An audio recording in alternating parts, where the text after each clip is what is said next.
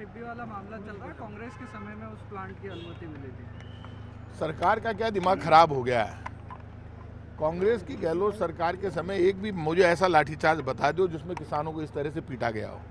ये वहाँ पर मुख्यमंत्री और मंत्री कांग्रेस की सरकार के समय खुले दिमाग के साथ किसान में भी जाता था, मजदूर में भी जाता था। ये बीजेपी वाले तो लाठी और गोली की भाषा बोलते हैं। कल प्रवासी राजस्थानी सम्मेलन किया, नाटक कर रहे हैं, वहाँ मजे कर रहे थे, पार्टी करने के लिए इकट्ठा कर लिया सबको। आप बताओ जनता को क्या मिल रहा है? आप तो यहाँ पे लड्डू पेड़े खा रहे थे, मजे ले रहे थे, स्कॉच की पार्टी कर रहे थे और वहाँ पर लाठीचार्ज हो रहा था। तो क्या पार्टी नहीं की गई इन्होंने? प्रवासी राजस्थानी सम्मेलन किया, पहले आईफा के नाम पर पार्टी कर ली, चिकन मिटन शराब और स्कॉच की पार्टी की, और कल प्रवासी राजस्थानी सम्मेलन के नाम पर पार्टी कर ली और ठोक लिया लोगों को। वहाँ पे क्यों मारा किसानों को? बेवजह ठोक रहे। वो आ रहे हैं बेचारे चल के, तो पहले कोई जाके मिल लेता। 15 महीने से आंदोलन चल रहा है, मारने की कहाँ जरूरत है? यदि आप किसी का सर फोड़ोगे तो मुख्यमंत्री जी आप भी सुन लेना, आपके मंत्री विधायक और मुख्यमंत्री जाएंगे ना तो किसान आपकी भी वैसे ही स्वागत करेंगे जैसे आपने कल किसानों का स्वागत किया है एथेनॉल फैक्ट्री के मामले में। और आप होते कौन हो? आप जबरदस्ती घूम फिर के कभी पंडित नेहरू पे आरोप, कभी अशोक गहलोत पे आरोप, कभी राहुल गांधी पे आरोप। अरे हमारा तो राज ही नहीं है, मांगन है कहीं, मैं ही हाँ। आपने विधानसभा जीत ली, आपने लोकसभा जीत ली, हिंदुस्तान का राज तुम्हारा, राजस्थान का राज तुम्हारा। लाठी तुम चलाते हो, गोली तुम चलाते हो, किसान को मारते तुम हो, खून तुम बहाते हो और दोष कांग्रेस पे लगाते हो। शर्म नहीं आती? पाप लगेगा ऐसे लोगों को। आज बैठक में क्या कुछ चर्चा हो रही है? एक ही चर्चा है, वोट चोर गद्दी छोड़, 14 तारीख को दिल्ली चलो। राहुल गांधी का आह्वान है। पूरे देश की कांग्रेस, पूरे देश की जनता राहुल गांधी की तरफ देख रही है। वोट की चोरी हो रही है। ये माँ की औकात देंगी, बात कर रहे हो तो माँ कोई बात यहाँ की यही को नहीं, तो मैं जबरदस्ती फालतू की बातें करा। कोई बात नहीं है ऐसी, मेरी तो नॉलेज में है नहीं ऐसी कोई बात नहीं। सर, एक प्रदेश जो इंचार्ज है उनका गंभीर आरोप लगा है टिकट बेचने का राजस्थान में। वो आरोपों को मन पता ही को नहीं ना, उन्हें नेशनल और इंटरनेशनल लेवल की खबर में देखूँ ही को नहीं। आज क्या मतलब मीटिंग होनी है? केवल सिर्फ देखो, राहुल गांधी जी ने बहुत बड़ा मुद्दा देश को बताया है। कल उन्होंने पार्लियामेंट में बोला है कि किस तरह से मोदी सरकार वोट चोरी करके और सरकारें बना रही है। ये बहुत बड़ा मुद्दा है। इसी मुद्दे को लेकर दिल्ली में 14 तारीख की बड़ी रैली है। उस रैली की तैयारी के लिए हम सब लोग एकजुट हैं और बड़ी संख्या में राजस्थान में, क्योंकि आप देख रहे हो कि उत्तरी भारत में अभी राजस्थान में ही कांग्रेस पार्टी है जो बहुत मजबूत है, जहाँ पर बूथ लेवल से लेके और प्रदेश कांग्रेस बहुत ही बेहतरीन काम कर रही है पीछे से। लेकिन दो बड़े नेता हैं, बदलाव नहीं, ये बदलाव कोई बहुत अच्छा, उत्तरी भारत में केवल एकमात्र राजस्थान राज्य है जहाँ बहुत अच्छा काम हो रहा है। तो ये तो वोट चोर गद्दी छोड़ को लेके ये मीटिंग है और उसमें बहुत अच्छी तादाद में राजस्थान से लोग दिल्ली जाएंगे। ऐसी कोई बातें नहीं है, ये मीडिया की उपज है। और इतना बड़ा जो फैसला होता है ये सबसे राय मशवरा करके, सबसे बात करके और होगा। जब पीसीसी अच्छी चल रही है तो ऐसी कोई बात ही नहीं है।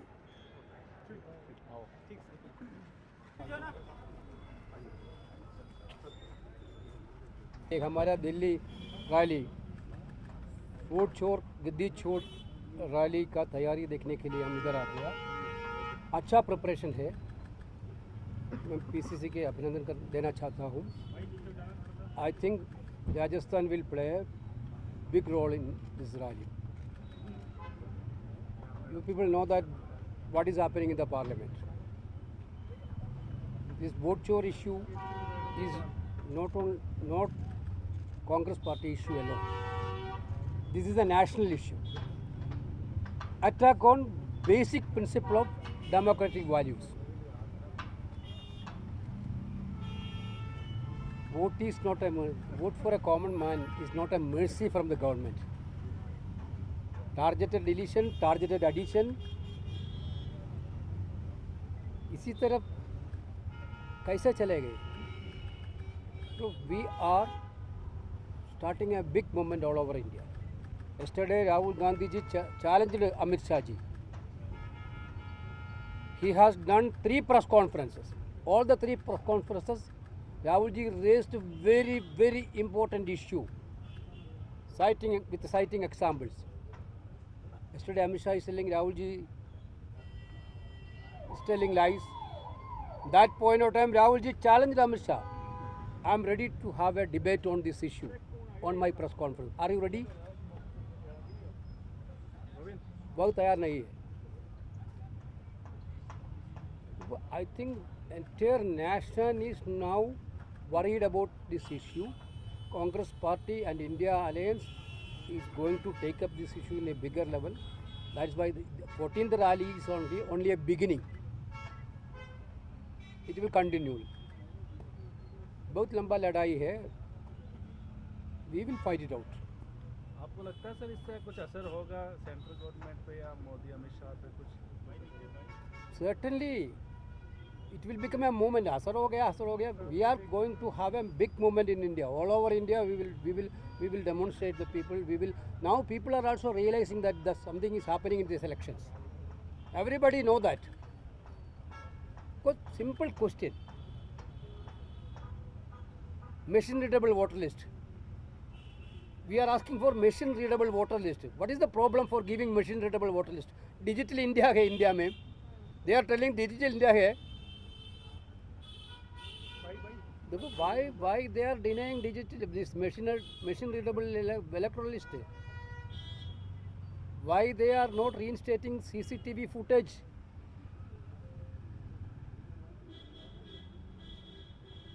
These are the important questions. There is no answer. The entire opposition party is having a mistrust with the Election Commission of India. At least they should come and explain us. They should come and give an answer to us. No answer is giving. It's clearly our democracy is in danger. It is our duty. We think that it is our duty to fight it out and bring back the democracy in India. Actually, that is the real fight is going to be happen. We will not let down this agitation. We will go ahead. Makan ji, आपने बोल दिया सब बोल दिया अच्छे से. Sir सवाल ये है डेमोक्रेटिक इशू आप बता रहे हैं, तो ये इसमें जन आंदोलन जैसा होना चाहिए, लोगों तक ये बात पहुंचनी चाहिए. क्या कांग्रेस उसी तरह से हम last 2 months we are doing a signature campaign all over India demanding these 5 issues. These 5 issues including electronic readable voter list also, machinized readable voter list. These 5 issues we are citing this 5 issue and we are started a signature campaign. So far 5 crore signature had been got. We are going to present this 5 crore signature to the President of India. This is only a beginning. Now we will go to district, block, booth level. We will try to educate the people of India. Certainly, there will be a program. आगे साहब, आप तो राजस्थान की नब्ज जानते हैं अच्छी तरह, आप यहाँ रहे हैं, नब्ज जानते हैं. इस रैली की सफलता में राजस्थान का कितना योगदान रहेगा? देखिए, राजस्थान का बहुत बड़ा योगदान इसमें रहने वाला है, जिसकी वजह से हम लोग यहाँ पर आए हैं, जो कि पंजाब में उसी दिन चुनाव है. तो राजस्थान में हम स्पेशली आए हैं क्योंकि हमें राजस्थान से बहुत उम्मीद है और हमको लगता है कि राजस्थान से बहुत बड़ी तादाद में लोग वहाँ पे आएंगे और हमें खुशी है कि पूरी तैयारी है. वेणुगोपाल जी ने जैसे बताया, जो महत्वपूर्ण सवाल राहुल जी पूछ रहे हैं उसका कोई जवाब भारतीय जनता पार्टी, अमित शाह, नरेंद्र मोदी कोई नहीं दे रहा. सबसे बड़ी बात यह है कि मशीन रीडेबल वोटर्स लिस्ट देने में उनको क्या हर्जा है. 45 दिन उन्होंने कर दिया. पहले 1 साल सीसीटीवी फुटेज तक संभाल करके रखते थे. रूल बदल दिया. पंजाब हरियाणा हाई कोर्ट ने 10 दिसंबर को हरियाणा के मुतालिक ये कहा कि आप सीसी फुटेज जो है पिटिशनर को दे दीजिए, और उसके बाद में 20 दिसंबर को 10 दिन के अंदर अंदर रूल 93(2) चेंज कर दिया गया और उसको मना कर दिया गया कि आगे से नहीं दिया जा सकता. उसके एकदम फ़ौरन बाद में इलेक्शन कमीशन ने 1 साल तक के सीसीटीवी फुटेज को संभालने की जगह उसको 45 दिन कर दिया. तो ये किस चीज़ से किससे डरे हुए हैं? अगर उसमें कोई चीज़ छिपाने की नहीं थी, डर इनको नहीं था, तो उसको दिखाने में क्या हर्ज है? वोटर्स लिस्ट सबको मशीन रीडेबल देने में क्या हर्ज है? फिर उसके बाद में मुझे ये बताएं कि कानून आ गया कि इलेक्शन कमिश्नर को इम्यूनिटी मिल जाएगी, उसके खिलाफ में कोई क्रिमिनल सिविल कोई एक्शन नहीं लिया जा सकता. क्यों? इसका मतलब ये है कि वो इलेक्शन कमिश्नर जो मर्जी चाहे पारदर्शिता ख़त्म कर दे, पार्शियलिटी करते रहे और उसके खिलाफ कुछ भी नहीं हो सकता. आज तक के इतिहास में कभी भी ऐसा नहीं हुआ। इलेक्शन कमिश्नर को तो न्यूट्रल होना चाहिए, और इलेक्शन कमीशन के लिए मार्च 2023 में सुप्रीम कोर्ट ने कहा कि prime minister, leader of opposition और चीफ जस्टिस ऑफ इंडिया 3 लोगों की कमेटी होनी चाहिए। दिसंबर के अंदर सरकार ने उसको बदल दिया, बदल करके चीफ जस्टिस को हटा दिया, और उसके अब रूल ये बनाया है कि प्राइम मिनिस्टर, एक कैबिनेट मिनिस्टर और लीडर ऑफ ऑपोजिशन, यानी 2:1 के रेशियो के अंदर वो कमेटी बनेगी, और जो सत्ताधारी दल चाहेगा उसको वो इलेक्शन कमिश्नर बनेगा। तो ये सारी की सारी चीज़ें वोट चोरी, वोट डकैती के लिए ये हो रही है, और लोकतंत्र के ऊपर एक बहुत बड़ा हमला है। कोई भी सत्ताधारी दल, उसको लोगों को एम्प्लॉयमेंट देना, पानी देना, लोगों का काम करना उसकी जिम्मेवारी है, लेकिन सबसे बड़ी जिम्मेवारी किसी भी सत्ताधारी पार्टी की लोकतंत्र को अक्षुण्ण रखना, लोकतंत्र को बचा करके रखना भी है। और इसके अंदर ये पूरी तरीके से भारतीय जनता पार्टी, नरेंद्र मोदी, अमित शाह पूरी तरीके से विफल हो गए हैं। और जैसे वेणुगोपाल जी ने कहा, 14 तारीख की रैली एक ये शुरुआत है, और इसके बाद में हम लोग आगे और इसको तेज़ी से नीचे लेवल पे लेकर के पूरे देश भर में जाएंगे।